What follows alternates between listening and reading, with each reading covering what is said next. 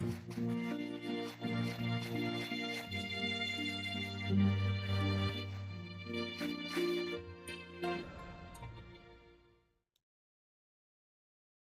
right, and welcome back to another amazing episode of Rough Sketch to Final Draft. I am your host, Coach Adam, and we are continuing on our journey into season 4 with incredible guests here for you as an amazing audience. Thank you so much for being a part of all of this, and thank you for anyone who's new to the community for liking and subscribing. I always have to be reminded to say these wonderful things, and then at the same time, for anyone who is new, welcome. If you are here, it's not by accident. All these things always take place on some sort of divine timeline in that regard, and you're here for a reason. And we are starting off season 4 with an incredible guest. Let me pass it off to our amazing guest today to allow him to introduce himself for us. It's great. Good to be on. Coach Adam, excited to be here. My name is Sabastian Enges. I run a consulting firm, Phoenix Consulting, in Orange, California. I've been doing that for the last 15 years. Spend most of my time as a performance coach and a keynote speaker for companies looking to create change, cultural change within their business generally. I love it. I really, really do. I think that it'll resonate huge with our ever-growing audience here in that sense. And it really comes down to like the minutia of things, does it not? And how we actually really manage ourselves that ends up making I would say a ripple effect as we go and grow into our professional lives or our personal lives as that kind of goes in there. And I think one of the things that I would always like to have for anyone who's listening, especially with an audience with the criteria that you usually cover, is kind of talk about the price of discipline. And really, let's just kind of, hit it off from there is what do you have as insights on the price of discipline and things? Yeah, it's such a good question. I think there is a price, right? and I think often we misunderstand there's an opportunity cost related to everything. And so saying yes to one thing means saying no to another. And I think, I always find it interesting from a human design element. It seems like all of the habits that lead to lasting success have a long-term payoff with very little short-term reward, right? Yeah. Unless you can create your own psychological hack for it. Yeah. The habits that lead us to a poor life overall and have a long-term negative effect tend to have a short-term reward. Yeah. Discipline is that gap between the two, not willpower. Yeah. Right. And there is a cost to that. Willpower is a finite resource. We don't have X amount we only have X amount of energy, and willpower takes energy to execute. And so you do want to make sure you're conscious of that and build things into habits and routines that last. And that's the gap that discipline gets you going. Right. It's like we say this all the time. Motivation may get you going. Discipline keeps you going. But it also means you're probably saying no to things that in the short term seem fun or stimulating or pleasurable. In order to get through that, I think for the most part, I teach my students, you have to keep your eyes on what you want most, not on what you want now. And learning how to become aware of your emotional condition and how your emotions are informing your daily decisions and desires. I love that. I do.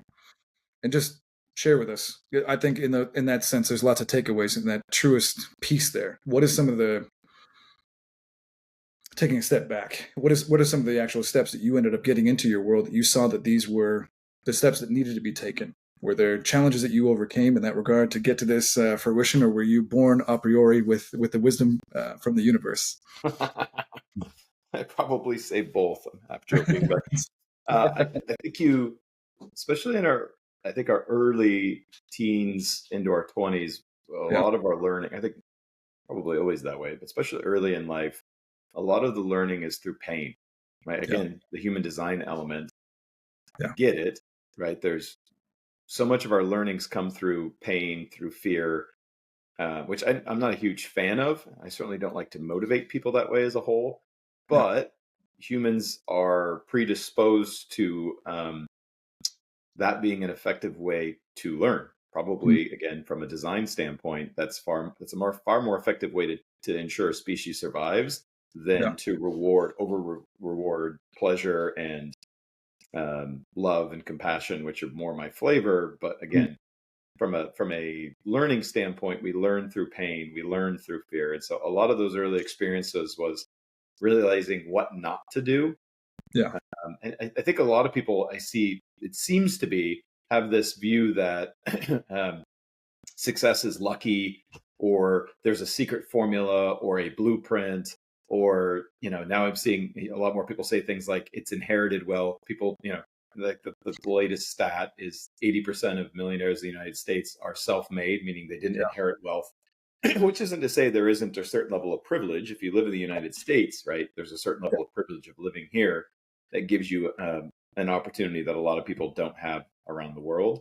But Yeah. nonetheless, um, a lot of it is coming to terms with getting really clear about who you are and what you want.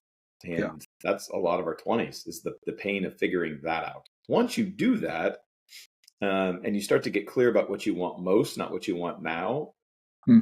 I think it gets easier to make those decisions. And so my 20s were full of pain. Most of the lessons I teach today, Yeah. I learned the hard way, which Yeah. is why it's an integrated knowledge. And a lot of I think what people pick up on my message is there is an energy or a resonance behind what I'm teaching that is a reflection of it not being a theory, but experiential knowledge. It's integrated. I know it Yeah. to be true because I've experienced it and integrated the truth. Amen to that. I think that anyone's familiar with your work, certainly myself, and I'm happy to share it with the internet forever. Once it's on the internet, it's always there. Your work resonates. It's authentic, and it comes through from a genuine, vulnerable standpoint of authenticity. I think it's one of the biggest things that I've always respected about you, indeed. And I think to that exact point, though, is identity is huge, is it not? And I want to ask you, because I think it's something that you are at the forefront of actually really having the crystallization of the understanding on, is identity and how it shapes our future. I mean, we're talking about it in that sense. You shaped your identity through Yeah. the things that you went through in Yeah. your 20s. Go into that a bit. How does Yeah. identity really go into shaping us? Our deepest psychological need is to Yeah. be congruent with how we see ourselves, Yeah. which isn't important to note because that isn't a qualitative statement. That's just a factual statement. So Yeah. if you see yourself poorly, you will continue to reflect poorly, right? And you see this over and over again. Our deep need to be psychologically congruent keeps us, in many cases, stuck in particular patterns of thought, particular habits. Um, and so most of the work I do is to help people get to the story of self. What is your story about you? What is your identity tied to? Hmm. And I take them through a process where we kind of peel back the layers of who am I? Who Yeah. am I? What is my story about me? How do I see myself? How you see yourself in other determines how you show up in the world. And Yeah. so a lot of times, even when people are confronted with uncomfortable truths, or they're confronted with things that challenge what they believe, they have a hard time surrendering their lowercase truths for, I Hmm. would say, at best, a superior lowercase Yeah. truth, because Yeah. it's not a logical ascension or an emotional one, even. It's a one of identity. And Hmm. so the questions come up, well, what am I, or who am I, if I don't believe these things? Yeah. Who am I if I'm not these things? So sometimes you'll see people even get stuck in destructive patterns that don't, like they seem to continually self-destruct and make decisions that self-sabotage. And Hmm. you're like, why? Well, and Yeah. then you look at the story of self, and they're more concerned about being congruent with how they see themselves than alleviating the pain or the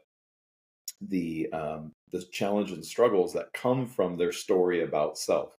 And Yeah. so things that if you're, this all comes down to self-awareness. And that my whole first book, which I'm will hopefully be at the end of the year, I'm really committing to, which is why I'm up in the country right now, is Yeah. all on awareness. And it's really about rebuilding or stripping away, in many cases, the unlearning of stories that no longer serve our identity. Hmm. And awareness is that crack of light that allows us to go in and look at these things and go, "Yeah, is there another way to look at this? Do I Yeah. have to see the world this way?" Right. And when you kind of clues areas where we usually lack awareness is any statement generally that starts with something like, well, that's the way I was raised, or Yeah. that's just who I am, or that's my personality, or that's how we do things in my country, or that's what it's Mm. like in my culture, or that's how we do things in my family.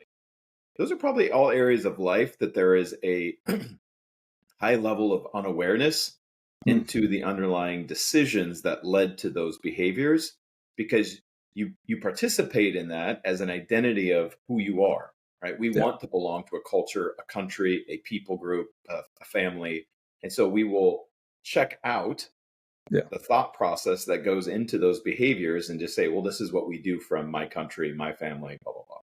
Mm. So and this is a lot of the work I do. Like I get called in often for skill sets, and I end up spending less time on skills and far more on mentality and framing, Yeah. because that's the part that I've seen plenty of people who are highly, highly talented have the skill sets that are stuck because they have the wrong framing, or their framing isn't serving what they're trying to do, right? Yeah, their mentality. Yeah. And so I Right. spend a lot of time helping people unpack and redesign the story of themselves. I love that. I love that. Well, you're welcome to use the premise of rough sketch of final draft. I mean, that's the whole entire idea of it. It's about the idea that life is a rough sketch, and that we're always working towards our final draft, and not to get too lost in the in the Yeah. mincing, in the middle, in this area, and the mitigation of life in that sense, and then use it obviously in the post production portion of it. And we're always still thinking that we're having to be published, out there every single day, that we put on our makeup, put on our suit, put on our face, that it's this published perfect version, and it's really kind of more of this puffed up persona that we don't necessarily always know whether or not the actual hot air balloon that filled it up behind is filled with the right storyline, that whether or not we're actually walking with a puffed up chest is actually even necessary. Maybe we don't need to do that in our house. Maybe we don't have to do that in our culture. Maybe we don't have to do that outside our job. Yeah. And it's interesting. Yeah, we use principles in precepts with NLP is Yep. the presuppositions, right? We have about 12 different versions of the story. The accident happened, and then we marry the one that ended up being like, well, that was a car accident, right? And then someone across the street saw it, and it was a wreck. Someone across the other side who was at a coffee shop saw that it was just a fender bender, right? And all these different perceptions, but we get married to the one that we end up choosing, and it's Yep. to your point precisely. Yeah. Yeah. Yeah. Beautifully said. And I think one of the greatest realizations we can come to in humility is Yeah. we don't see an objective world. We see the world the way we are, our Hmm. stories about a thing. So generally, Yeah. when I listen to somebody talk about others, they talk about an experience, the other, or even themselves, Hmm. the person I learn about the most is themselves, Yeah. right? Not necessarily the event or the people being talked about, because they are speaking from their frames, from their Hmm. perceptions and their stories of the world. Right.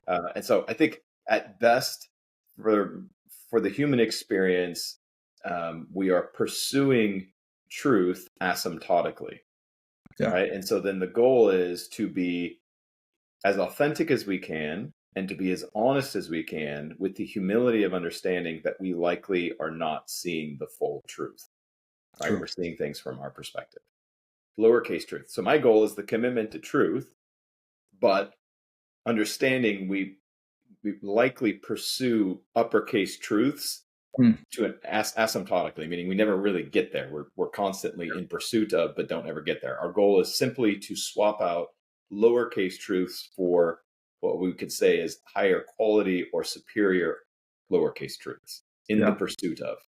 And you Yeah. know it by the fruit.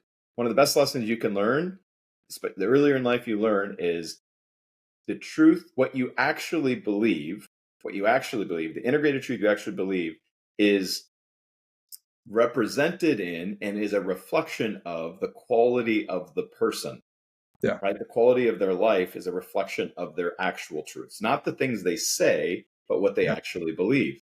So Hmm. I kind of poke fun at my what I call my organic granola friends, which I have a handful of them that are just, they're so sold out to eating clean, and they're Yeah. so sold out to not eating processed foods, and they're so Yeah. worried about every ingredient and everything they go, and when they go out to eat, they're just a pain in the ass to deal with. But then I Yeah. look at their life and I'm like, you don't seem happy, Yeah. right? There's not, like, you're not emanating love and peace. You're emanating this, like, you're constantly stressed out about this shit. It's like, you may want to do more to work on just your general peace, and maybe Yeah. chill out on all the ingredients, which, by the way, huge fan of eating clean, organic, staying away from Nice. processed shit. But you can get so over the top with that that you I'm lose with the it. quality of your life, Yeah. Yeah. I felt a little called out. I did. So low key. I love you. I do. But yeah. No, and it's true. It really is kind of the fact of if you're going to do it because you want to better yourself and you would like, right, taking a step back in a humble sense, you're projecting in the sense when you're out there that you would love it if everyone else would do it because you know that they would be happier and healthier.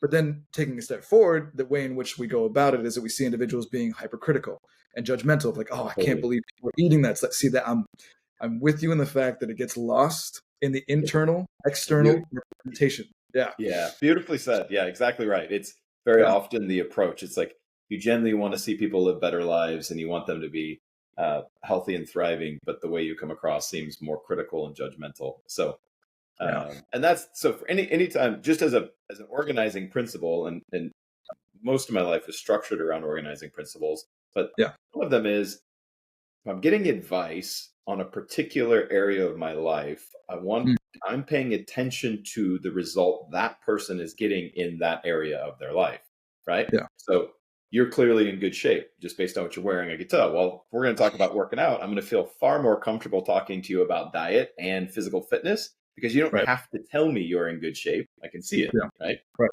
So it's easier to get advice from somebody who has the fruit, not just the talk. True enough.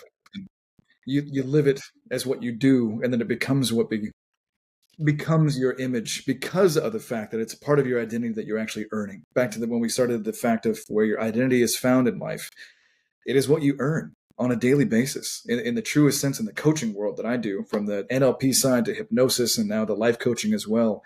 It really comes down to the fact of how you show up for yourself on a daily basis is more of your identity than the story, as we're talking about today in this amazing episode, than you've told yourself. It's the actual what are you scripting every single day? That's actually 100%. right, and that's it. And We could say it this way: we do yeah, not get what we want, but what we are. yeah, And so, in a wordy phrase I've used forever, mm, hopefully I'll find a better way to consolidate this, but I teach my students to know and to not do is to yeah, not know. To uh, know and to not do is to not know, wow, right? To know and to do is to become, yeah, such that there is no difference between that which you know and that which you are, wow, right? So that in that frame, success, then define it however you want, and everyone has different definitions of success, but however you define success, yeah, success then is the fruit of who you are. It is a byproduct of how you are showing up in the world, your beingness, which yeah, is where I spend most of my time and energy, is helping people get that straight. Because once you get that straight, mm, everything else gets a hell of a lot easier. yeah, yeah. True alignment actually comes into focus. You know your why, and the why takes care of the how. The how becomes easy enough to demolish the what, and then your life is on a trajectory the way that you were hoping that it was going to go. And your vision Okay. board becomes not a vision board anymore. It's a plan. It's an Yeah. action plan on a regular basis, right? And Yep. yeah, Beautiful. and yeah, I would also like to dig in this sense. What are some of the key indicators? I would love to pick your brains in that regard because I know that you are a master crafter in this area, and I'm so honored to have this conversation with you in this regard. Is what are some of the key indicators that you've seen that successful individuals genuinely actually exude? And I know that it may not be what the audience is already prepared for. That's why I think that this question is always good because the answer is usually deeper. So, what are some of those? I think there's a handful of things that I look for, and there was actually a big study that was done around this topic. But the study was they were looking at people who stayed successful, Yeah, right? Or we could say stayed relevant. Everyone has a definition word of success, but people who were like relevant for not years but decades, mm, right? And were able to stay on top of their game and continue to have an impact. It's like, well, what were the characteristics? And I would say my own experience very much aligns with this. But what were those characteristics? Well, number one, something we already talked about, but worth noting, is self awareness. They yeah, were self aware. And there's yeah, two components to self awareness.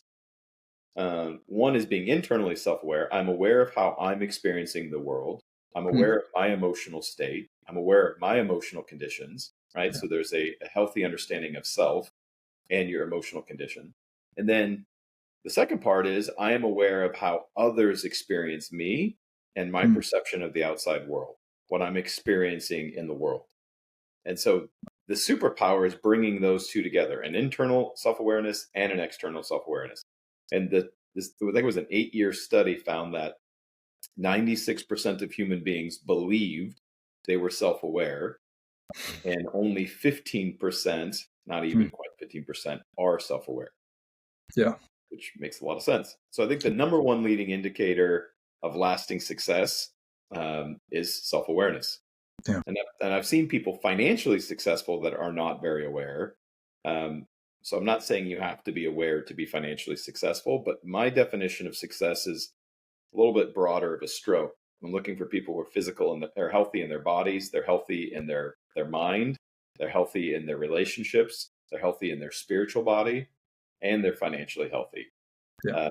And that's a little bit harder of a group to find for a number of reasons. But I think self-awareness would be number one. Number two, they tend to be very curious people. They tend to be learn-it-alls versus know-it-alls. They're not always the loudest guy in the room. Very often they're the quietest. I've had many encounters with guys who are, by my estimation, much more successful than I am in business. They're in the billions game, and we're talking, and they're interviewing me, trying to extract information from me, and I'm like, there's a lot that I want to learn from you. So they tend to be learn-it-alls versus know-it-alls. They're agile learners. Yeah. Right? They're constantly growing and learning, and they don't get stuck. Going back to identity, one of the reasons we get stuck is because our identity gets tied to something, and then we don't want to unlearn it. And so a learn-it-all, or somebody who's very curious and agile learner, is willing to surrender an inferior truth in light of new information, or a superior truth. And that helps people continue to stay relevant. And when they don't, and their brains crystallize, you can see it, because they basically become a walking history lesson. You can talk to them, and they're representing a particular decade in America of American history. They got stuck in that decade, and it's like, no, we don't live there anymore. It continues to evolve. It continues to change. And so they're good at that. The last couple things you see, that not always, but they tend to be good communicators. They can convey complex ideas simplistically, and they tend to be effective at communication. And then lastly, I would say they tend to be people of influence, meaning they have found a way to impact the world, either through relationship, network, technology, whatever it is. They tend to be people of influence. I love that.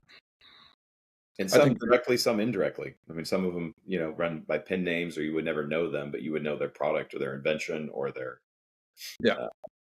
whatever it is. Their contribution to society in some facet. I would say, just as a definition, my personal definition of success. Yes, please. You are a producer, not a consumer. Right? And especially in Western society, we, by design, produce consumers. Yeah. Right. And that there's the system that we built is really predicated upon consumers. Yeah. And so you are groomed from a very, very young age to behave and think like a consumer, not a producer. Yeah. But it is the producers of the world that rule everything, influence everything, and have everything, not the consumer. And it's generally the consumers that get really resentful of the producers. Now, I tend to hold to the belief that there's not some wild conspiracy theory of holding everyone down, and that these guys are all trying to, keep the sheep coddled. I think it's a personal choice more often than not to show up as a consumer or as a producer. But nonetheless, if you look around, we're much better at creating consumers more than producers. Yeah. And that serves a purpose in twofold. And I'm with you on the fact of kind of relegating to the idea of the conspiracy theories of the one, all I, and all those other things that the audience out there in the internet knows about. But cracks me up. I don't think humans are that smart. I think we're giving humans too much credit to think they have that kind of control. I think it's just humans being humans, personally. But yeah, no kidding. I think that it'll lead us into the next question, though. And the fact of, I love that fact of a know-it-all and a learn-it-all. I love that. So in the truest sense is, where do we want to kind of necessarily take the audience also to understand that the deprogramming of what we're talking about, where can those steps be found, and where would you lead someone in kind of a Marcus Aurelius in kind of a way, in the fact of literally starting to deprogram, starting to see Plato's allegory of the cave, and maybe at least just waking up inside of yourself. Yeah. Forget going down the other rabbit holes of all the other conspiracy things, but just what kind of is a breakdown that leads to a breakthrough that you will recommend for people? Yeah, I love that. It's such a great question, and that putting yourself there's a handful of things that I would offer here, and then I could offer a methodology as well. But um, going back to what I was saying earlier, be curious, Yeah. ask lots of questions, Yeah. ask why, seek to understand. Hmm. Build a little program that anytime you or anyone you know says something like, that's the way we've always done it, Yeah. that it alerts you to maybe there's something to look at here.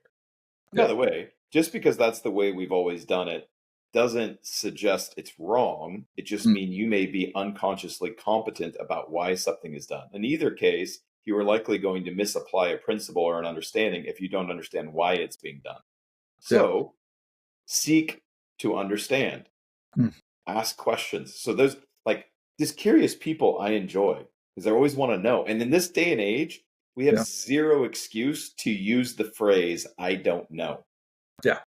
Anything is at your fingertips. Yes. You can get information, you can get answers quickly. Now, whether or not the information is correct, whether it's real, whether it's accurate, those are different questions, but you'll know that you're there because you're asking a different set of questions, not saying I don't know. And Right. so for me, so much of my coaching is around teaching people how to think, not what to think. I'm not Oh, very interested in brainwashing people into a way of seeing the world. I'm very interested in giving people tools to yeah. think critically about their world. I love it. So we are vomiting on over information, right? We are constantly stimulated. We're drowning in information, but we are starving for wisdom. Yeah. And wisdom is the ability to assimilate, think critically and deeply about things. And that is happening less and less Yeah. because we are so overstimulated by the amount of information that's coming at us. So thinking critically, asking why, Hmm. creating quiet time, quiet space in your day to reflect.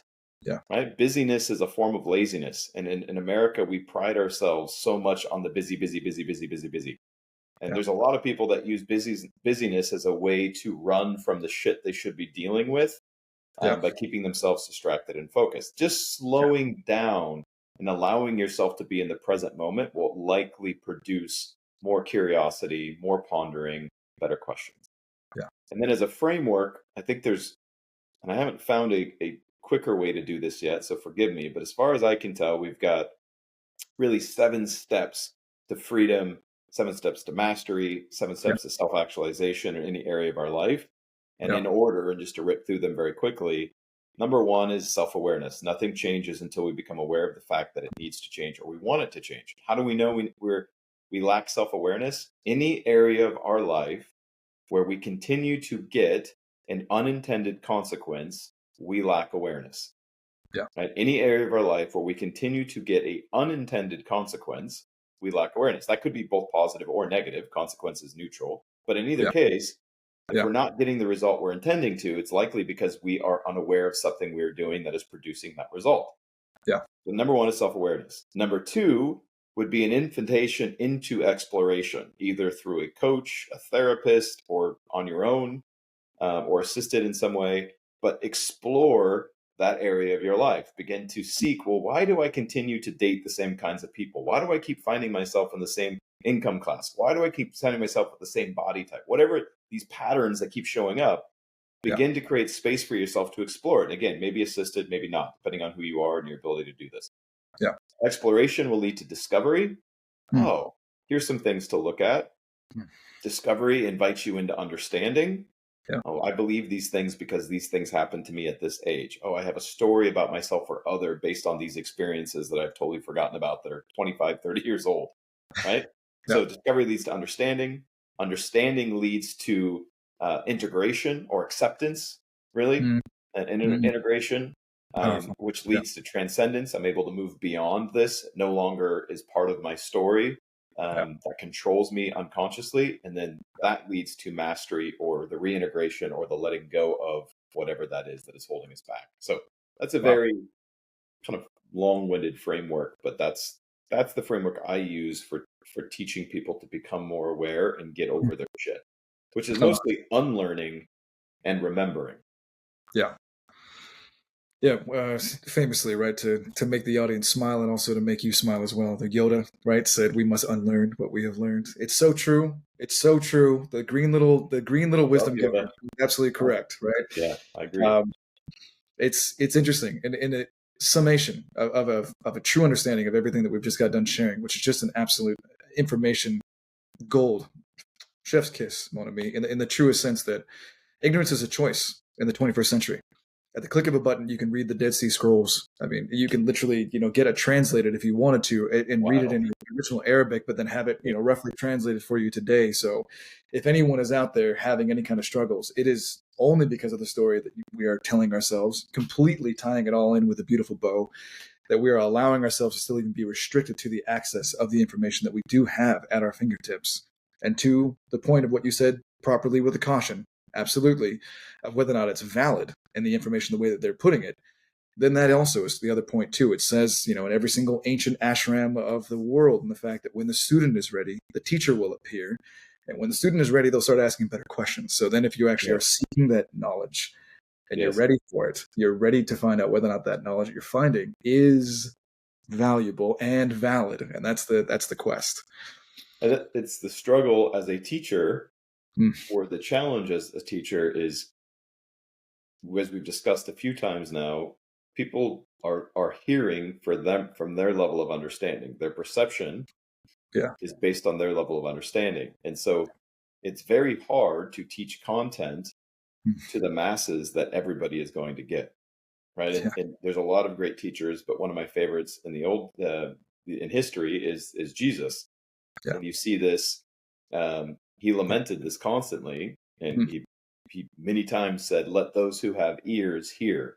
What he was saying is those who have the ability to understand what I'm actually saying, yeah. hear it, get it, Right. knowing. I mean, they crucified him. They killed him because they didn't understand what the hell he was. Most of them didn't understand what he was communicating. And Right. that is the challenge with humanity, is that the swath of humanity that you're trying to reach, based on their level of perception, they're going to understand. And so you Right. have to get their feedback to hear how they're understanding you, and then try to relate in language they will get. But if Yep. somebody's not ready to hear a message, they won't, which Yeah. means you also have to surrender your desire to have that outcome. Mm, Right. And Paul said that some water, some plant, some harvest. yeah. You have to surrender your need to control Yeah. that outcome. Yeah. And I think there's really three great illusions we surrender in our way of awakening Mm, and really showing up in our power in this world. The first one that usually drops is the illusion of control. Surrendering this idea that I can control the other. At best, at best, I can control myself. yeah. Right? At best. Right. And so surrendering this idea of wasting all this energy on things we can't control is the number one thing. And then you Yeah. realize, oh, once I really do focus on solving for me, it does kind of solve for most other things, Yeah. right? Which is huge. And then Yeah. the next one is surrendering the illusion of specialness, specialness or separateness, depending on your framing with it. But the idea of specialness is somehow I am special in my fucked upness, or Yeah. I am special in my gifting, right? We love that either way. And Yeah. they both keep us trapped, not because Yeah. we aren't special. We are a beautiful expression of the divine, but we Yeah. only can see that once we surrender our egoic story of specialness. And so sometimes you'll see people trapped in their suffering because they feel special in their suffering. Yeah. Right. And so going back to identity, I don't want to surrender my story of self, even though it's hurting me, because I get something from the story of being special in my fucked upness. Right. Right. So that's a hard one. And then separateness is the other side of that, which is this idea that we are separate from one another. Yeah. Or separate from creation, which is also fascinating and could be hard for some people to get their head around. But Sure. it's an energetic resonance, and everything is an energetic resonance, and everything is connected to everything. And we know that from a physics standpoint, and that's only people operating in the first three dimensions, never mind those who can operate beyond. So that's a fun one. And then the last one is surrendering the idea of duality, Yeah. which is tough too. which is this idea of right and wrong, or the idea of opposites, which is, by the way, a very useful interface for this world. It serves a purpose. Yeah. But when you get to a certain level of understanding, you begin to surrender this idea of right and wrong into what is most beneficial. Yeah. Which at lower levels of consciousness sounds more like situational ethics, and at higher levels of consciousness is surrendering the idea of right and wrong to what is most beneficial. Agreed.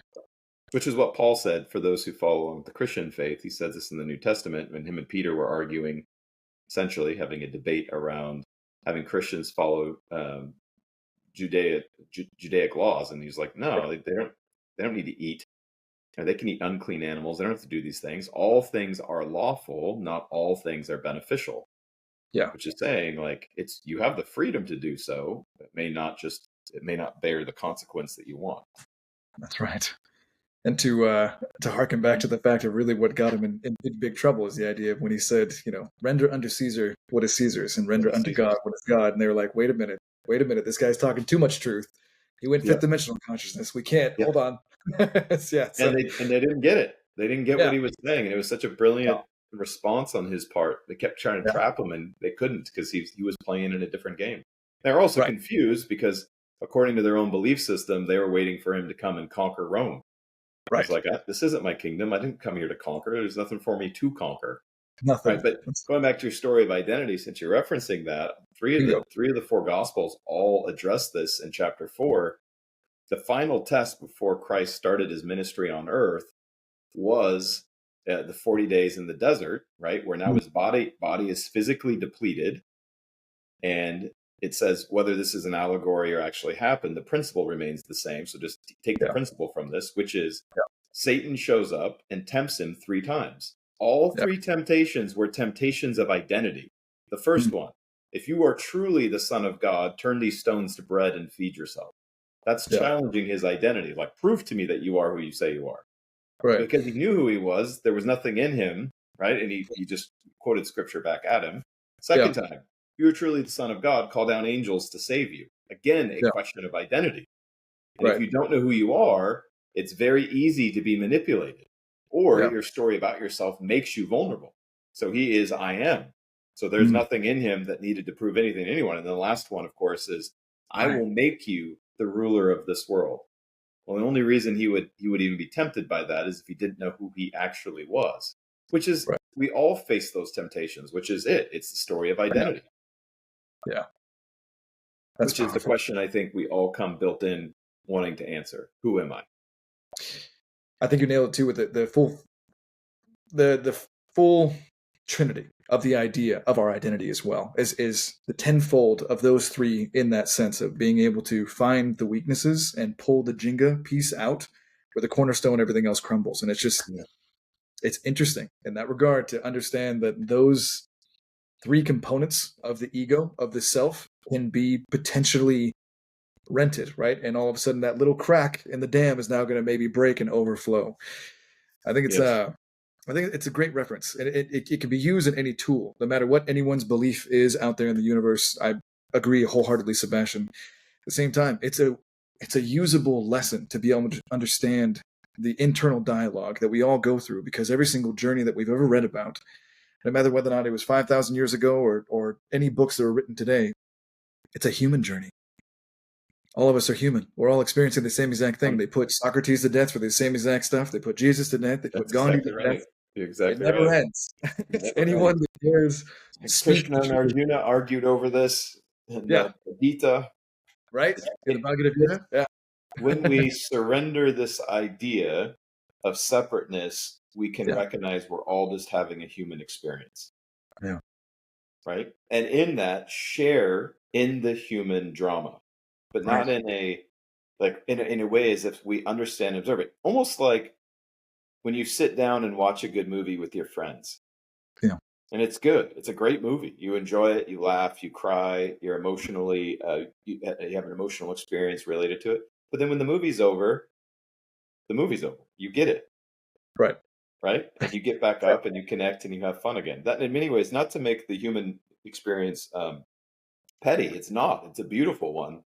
Yeah. But understanding it for what it is can help you not take things so seriously or so personal. One of the questions I ask my students a lot, and that sometimes frustrates them, is I said, if you were robbed in your sleep or robbed in your dream this evening, Yeah. when you woke up, would you call the police? Mm. Right? No. And if you can, right, you can understand this question, then you can understand the nature of this world. Yeah. I like that. Because understanding the difference between some sort of a fictitious, imaginary, astral projection reality versus the one that we're actually immersing ourselves in and getting real with this one and being present in this one and not living in the past, not living too much in the anxiety of the future, but living in the now. Yes. Yeah. Yeah. Well, let's turn it a bit, only in the sense because of in the auspices of wonderful timing. I want to ask, and I think the audience is going to want to know. I haven't ever gotten a chance to see it yet. On what really brought Sebastian to this world of you deciding to do what you're doing. I love what you're doing. I'm a genuine believer in that regard. I've been someone who has followed your work and been genuinely inspired, and I'm so honored to have you here as a guest. And I've been wanting to ask this question for a long time. What brought you to wanting to do this, good sir? I appreciate the question. I came back to this rock to do this work. I Yeah. think humanity is at a place where we have an opportunity to transcend levels of consciousness that has not been done in human history yet. Yeah. It appears we've gotten to this level a little bit beyond a few times, Yeah. and gone through big resets, Mm. kind of had to start over. Yeah. So I think there's a lot of people that are very, very excited and here for this very reason, to help human consciousness get to a place where we graduate probably grade school, maybe Yeah. kindergarten. Right? We're still a pretty primitive species. We still use violence and wars and control to drive behavior. Yeah. There's a primitive aspect. We're still more animal than not. Yeah. And if we were honest about that and just observed the humans show up, you'd realize, wow, it's more animal than not. Mm. Um, and so, literally, from the moment I bore consciousness, which was at 6 years old in my particular case, Yeah. when I dropped in, my work has been to do that, to simply create space to elevate consciousness by helping people remember who they are, who they truly are. So since you asked the question, I'll answer it as directly as I can, and that would be it. That has been my mission since I was a kid. There were no conditions in this lifetime that created that. Yeah. I'm just now moving, in the last few years, have really started to move into that work. Again, going back to a fundamental principle, get advice from people who are where you want to be. I've been working in an analog world for the last 15 years, Mm. living and integrating these truths. And now I feel comfortable and confident to speak them publicly, which is why I am. And I'm realizing there is a lot of people who have been waiting just for that. And there's a lot of us. There's just like you. There's a lot of Mm. us who are speaking the same message, who are wanting to help humanity elevate.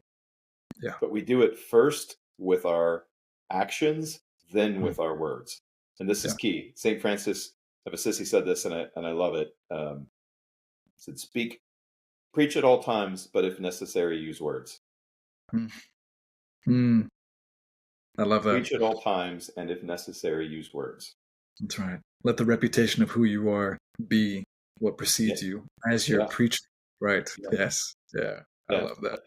How you show up be the biggest teacher. Be so loud with your actions that nobody can hear your words. Mm.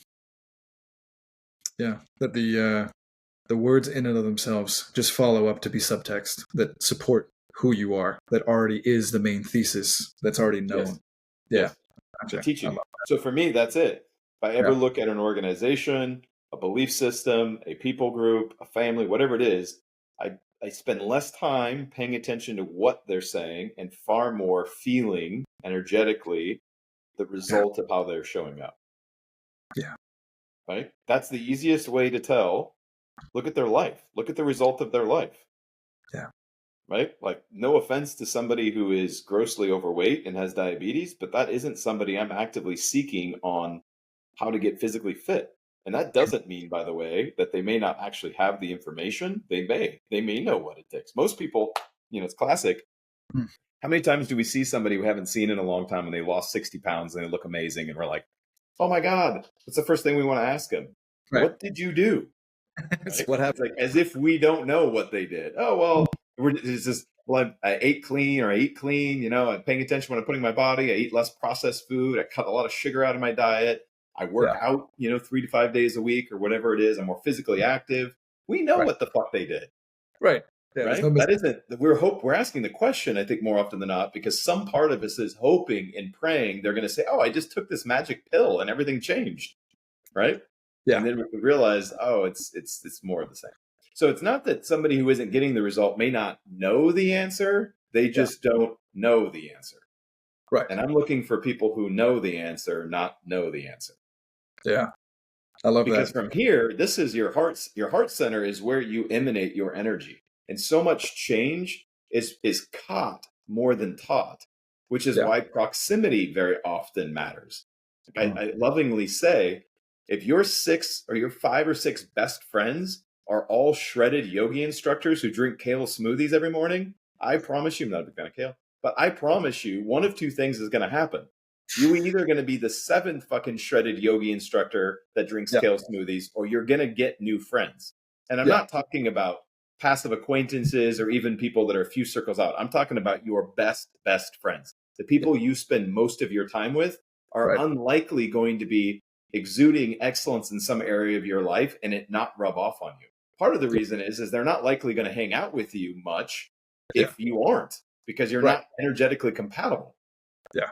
It's, Right? Like your friends, I guarantee you, I don't know your friend circle, but I guarantee you, whoever you're closest with either goes to the gym or accept that's part of who you are. And they either connect with you on that or that's how you connect with them. it's true. Right. And I don't know you well enough to know anything, but I can look at you and say, well, this is part of this is part of what's important to him. You don't need to say it. Yeah. Very, very true. The alignment is real. And I'm with you on the fact of the feeling of things. As we go through this whole entire journey of being there with others and helping them awaken and really just spark that awareness, it's all a part of the fact of where we are here. And we resonate here, it matriculates up, and then we get a chance to be there for others. And hopefully we are being something that's a preachable concept for positivity out there in the world. And with NLP, there's a fantastic phrase that I love to share at the same time. It's also something I'm sure that you're aware of, is the fact of the map is not the territory. So whatever we're working on, if we had a map of Rhode Island right there, fam, for anyone who's watching this and anyone who's listening, just imagine a wrap of a whole entire wrap around of Rhode Island. You're seeing it. You know that that's not what it really looks like. It's a representation. So even though we have these mental maps built about certain concepts and ideas about our identity, to again tie it in from what we've been talking about today, it really just comes down to that map, even as good as the cartography could possibly be down to the minutia of some sort of detail right there on that little beach, you carved out that rock. It still isn't the whole entire thing. And there's still so much more. Yeah. Yes. Beautiful. Yeah, I agree. I would offer this to your listeners. Yeah. For those who are really passionate about helping others awaken, or just being a positive change on the earth, those who are truly awake do not judge those who are asleep. Right? And this is such a crucial aspect to really bringing change to this realm, is surrendering your need to judge. Now, going back to my granola friends who are all organic, and eat super clean, I can tell where they are in their journey by how much desire they have to judge other people's decisions. Yeah. Right? It's learn. There's a difference between discernment and judgment. They're not the same things, but what you judge judges you back. Yeah. And you see this. The victim becomes the perpetrator becomes the victim. Yeah. That which you judge judges you back. And that which you judge, you sever yourself from, which means you surrender your ability to influence. And how often do we see this with kids or loved ones, where when we're frustrated with them, we remove our love, our connection from them, as if we think that's what's going to change their behavior, which does the exact opposite. We simply lose influence with them. Right. Because you've taken your hands off the reins. Right. So instead, practice keeping your heart open and prioritizing connection, even in those tough, hard moments. Wow. Right? Which there are plenty of them in the human experience, but learn to keep your heart open and connect. That's, again, come back to this again, but Jesus to me is a beautiful example of this. And I'm thinking of when he was being hung on a cross, and Yeah. the Roman soldier is nailing his hand into the cross, and Yeah. they have a moment of connection, and the Roman soldier drops his hammer and walks away. Yeah. Right? Because Jesus is prioritizing connection and not judgment over the fact that he's literally being nailed to a cross. Well, Yeah. that's a powerful representation of prioritizing a holy instant or connection with someone that has impact. Whether it's true or not, I don't know. But the story Right. goes on to say that Roman soldier walked away and Yeah. became Saint Germain. Saint Germain. Right. So yeah, which may or may, I don't know. I haven't pulled the Akashic to ask whether that's true or not. I don't need it to be true or not. I can take the Yeah. principle from it just to say, yeah, in principle, I get this. Which, by the way, some of the greatest truths are introduced to the collective through fiction by design. Yeah. You referenced Yoda earlier, who I'm a huge fan of. Yeah. Some of the best truths are introduced through fiction to the collective because it's more palatable to the collective that way in Yeah. this realm. So I like that. Because truth is energetic. And so you yeah, could represent truth in fiction or nonfiction. I like that. Because it gets the imagination turning on, which is our literal Creative connection center. force. Right. Exactly. Yeah. Imagination is, for the audience who's listening, anyone who isn't at the fifth dimensional consciousness yet of where we're touching on these ideas, imagination does not just dwell between your ears. If you have imagination, you're tapping into real genuine source. Read Neville Goddard, hop up on this, and get a little bit more into it. But if you are having an imagination that is wild and vivid, you are tapping into source, and you are basically being a radio receiver in that Yes. regard to be able to understand that. Yeah. Yes. That's exactly it. And I would offer it this way in frame and test it on for yourself, see if it works for you. Yeah. I would say your spirit, your body is housed within your spirit, not the other way around. Your Yeah. spirit is creating the world. It is the sustaining life force for the world, your world. Your mind creates or manifests that world, and that's where NLP really can be a quite useful tool. And Yeah. your body then gets to experience that which you have created. And that is literally its purpose. Its purpose is to experience what you create, for Yeah. better or for worse. So that is not a qualitative statement. It just gets to experience what you create. And that is the divine feedback loop that allows you to experience separateness in Yeah. divine expression, which is to say, the wave is not separate from the ocean, the leaf is not separate from the tree, but it is a individual expression of the whole. That is what we get to experience in body, which is why Yeah. people do this shit. If you got trapped in this realm, you would not come here. If there was no Right. way off this rock, you would not come here. It is because we get to experience it in expression that we come here, Yeah. right? And that's the gift that we're given, such that you'll hear the masters very often suggest you can have joy even in pain. You can find bliss even in sadness. It's like how those exist, because what you're getting to experience as a spirit is the divine experience of humanity, which is not a single emotion. Right. Right? It's the gambit of emotion, and we get to experience it all. And it would be like, well, what would it be like? Like, we'll say Hebs have a hard time with the human experience because if they've never been here. A couple things that will throw them off is one of them is this idea of separateness, because it isn't something that they experience. Separation from God, from source, from creation, whatever word you like, is silly. Right? It's like a self-evident truth. So they're like, wait, how is it that you? And so it's a cool thing that people get to experience. Oh, this was what it would be like to think that God didn't exist. This is what it would be like to think that I'm separate from source. Oh, this is what it would be like to camp on a anti-God belief system, right? Or like, right. This is, and it's cool. That's the gift that humanity gets, to get to choose that. What would it be like to believe that this was all an accident, right? The hilarity of it. Yeah. Anyway, I think it's beautiful. Yeah. Take a step back and act like it wasn't us with our hand in the pie. Right. Right. Yeah, Be like, well, what would that be like? Well, let's figure it out. Let's have fun with it. Let's see what happens. Like watching yeah. a good movie. Wow, I that's had great. nothing to do with that. Yeah, this isn't me, but yeah, exactly. I'm gonna, yeah, I want to jump in. I like it. The key is just don't take yourself too seriously. Yes. Right. That's where you get lost. Don't take Amen. yourself too seriously. No, what is it? Worrying, right? I love that phrase. I really do. And it goes like this, fam. So use this. Everyone share this. Give it to your friends. Worrying gives you something to do, but it's like being in a rocking chair because it gets you nowhere, right? So it's it's just one of those moments. It just is. You can sit Beautiful. there and do it all day, but it gets you nowhere. Yes. Well, lovingly, I'm enjoying this so much. And what I always like to do with any of my amazing guests is to have the opportunity to basically kind of give you the last thought that you want to be able to share with this audience, however you would like to as well. We can go into it for the next hour, or we can go into it for the next 5 minutes. Though I always want to honor genuinely the guest in any message that you feel like is necessary, that's on your heart, that's with you now, that you want to be able to share. And that's what I'm here for the next 10 to 15 to 20 minutes or an hour if we want to keep on going down more rabbit holes. But I want to honor you and say, what is it that you would like to wrap this episode up with, good sir? Well, I appreciate it. I appreciate the question. I think for me, um, it's just challenging the idea of who we think we are. Yeah.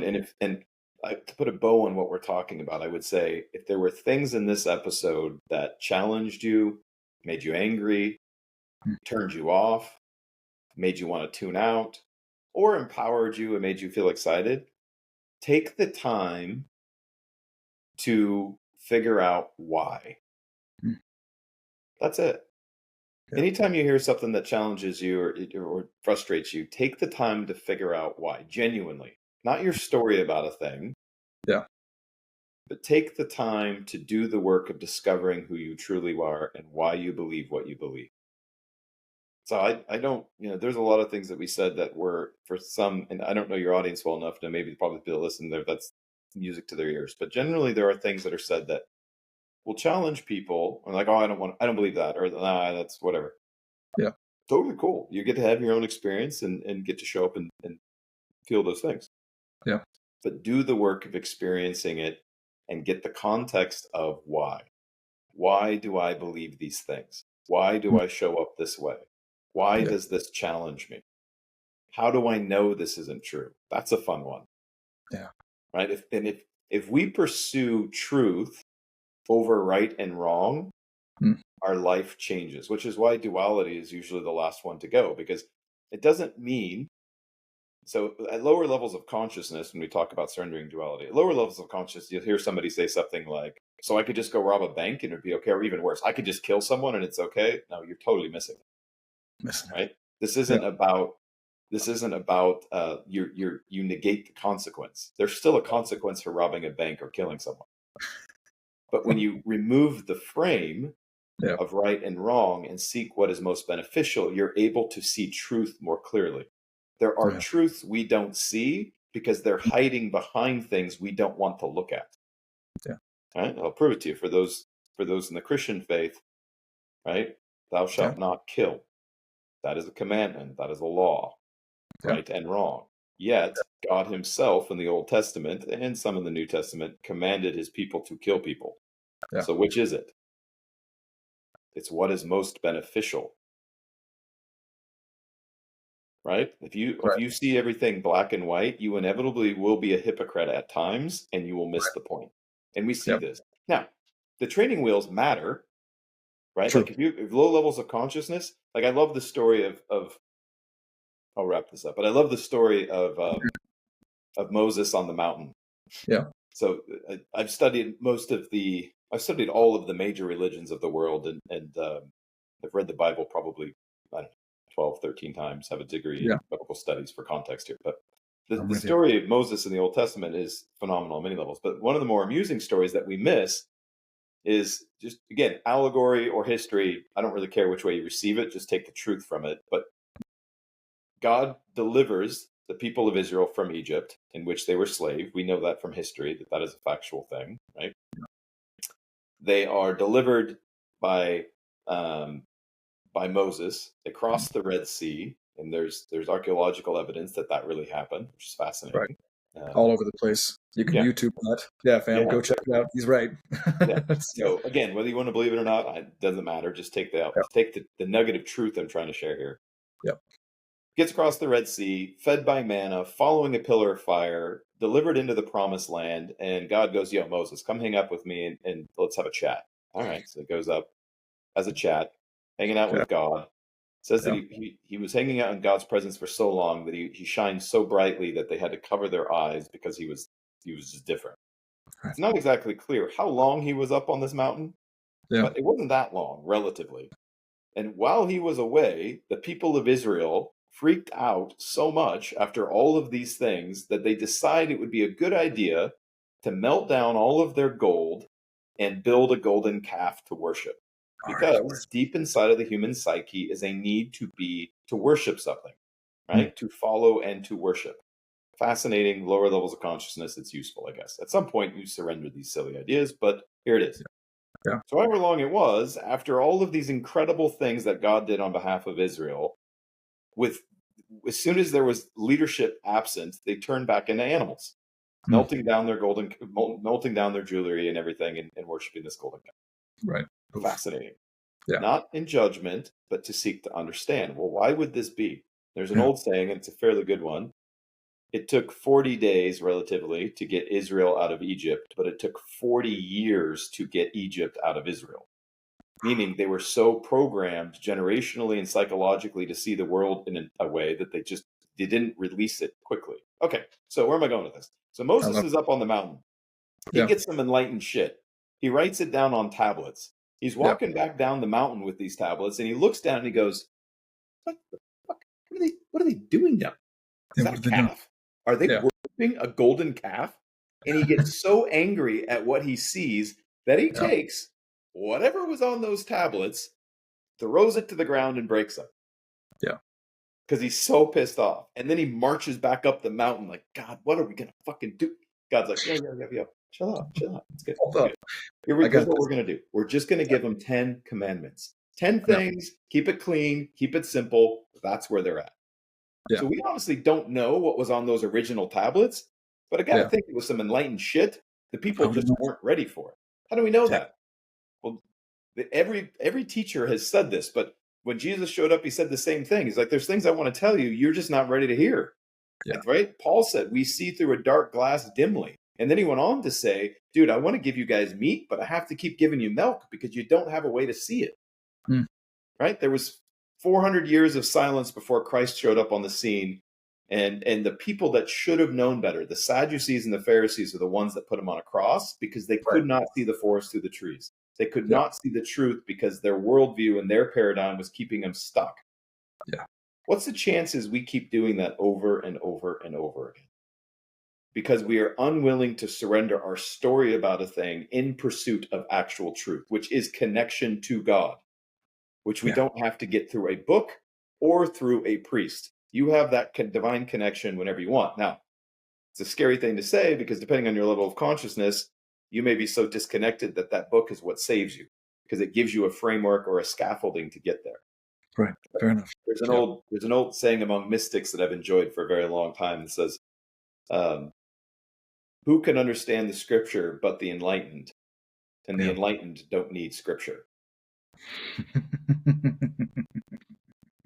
There are religious folk that would just boil in their skin hearing that for a number of reasons. I love that, though. That resonates. That, fam, I know that resonates. That we have a very spiritual, very, very spiritual group here. So that definitely will touch a lot of people's hearts. This is Upanishad style wisdom. This is this is the good stuff. Well, Sebastian, it's been an absolute joy, a genuine pleasure. Fam, don't forget, I'm going to put his socials down below. This man is already over the internet anyways. You'll be able to find him everywhere. He's changing lives all the time. We are honored to have him as a guest. Hopefully he'll be a guest again in the future. Who knows? Absolutely. Look forward to seeing you in September. That's right. There might be an exciting Avengers team up out there in September one of these days, coming to a life coaching session near you. And we're honored to have you, good sir. Thank you so much. Thank you so much for tuning in, fam. Thank you again, Sebastian. Blessings to you.